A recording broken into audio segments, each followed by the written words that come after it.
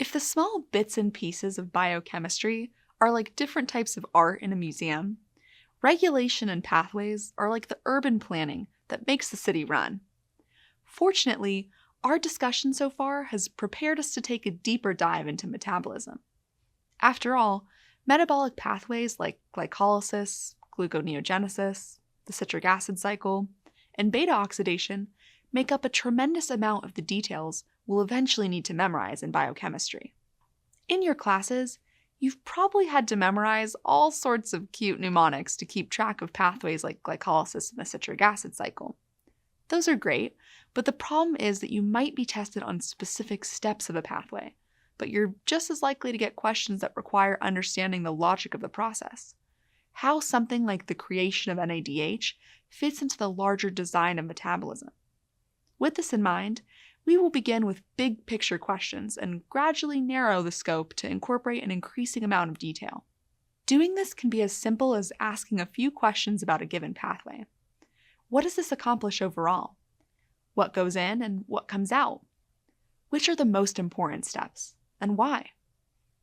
Where in the cell does this happen? And finally, how is this process regulated? And why regulate it like that? In this spirit, let's take a look at glycolysis while answering those questions. First, glycolysis is a process that extracts energy from the breakdown of organic material, specifically glucose.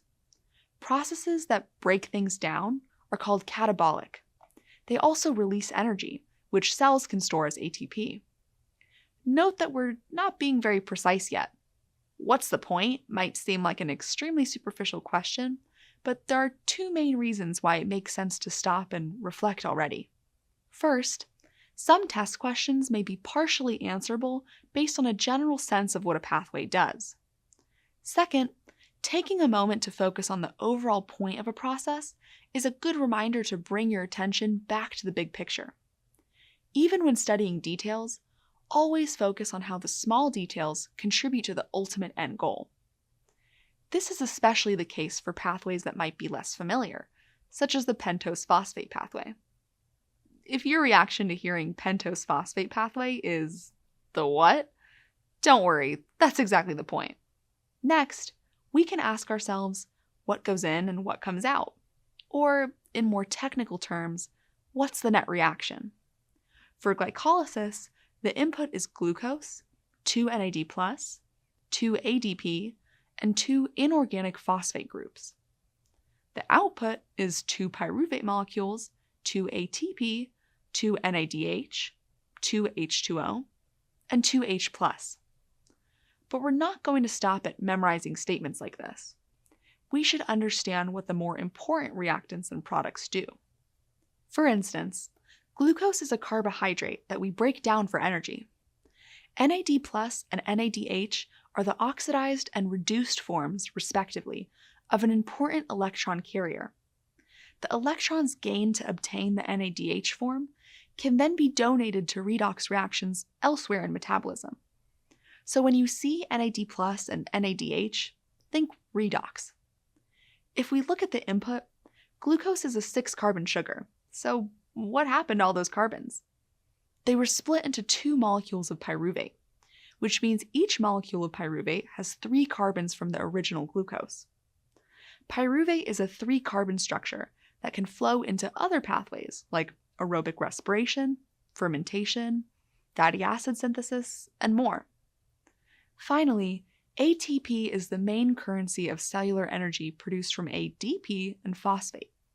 Again, all these details may not be extremely familiar to you yet, but the point of this example is to illustrate how to go about making sure that you understand the significance of the inputs and outputs.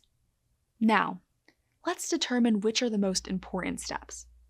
Start by identifying steps where molecules enter or leave the pathway. Especially important molecules you'd expect are energy stores, like ATP, and electron carriers, like NADH. Also, try to keep track of the carbons and electrons. Many enzymatic reactions are reversible, so you'll want to pay attention to any irreversible reactions because proceeding through them is, well, a commitment. Once you have a very general familiarity with the overall logic of the process, it's time to ask our next question. Which are the committed or especially important steps? And why? At this point, we could really get into the weeds, and the answers to these questions will vary depending on the pathway. But here are some general considerations to keep in mind.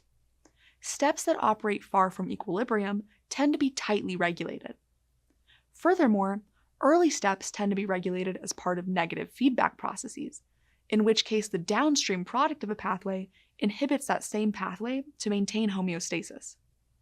The final steps can also be regulated so that the cell can keep a close eye on the concentration of the end product, which itself may be a starting point for a new process. All right, next question. Where does this happen? To continue with our example of glycolysis, the answer is simple: the cytoplasm. We care about this because it impacts how pathways interact with one another. For example, glycolysis can feed into aerobic respiration, which occurs in the mitochondria.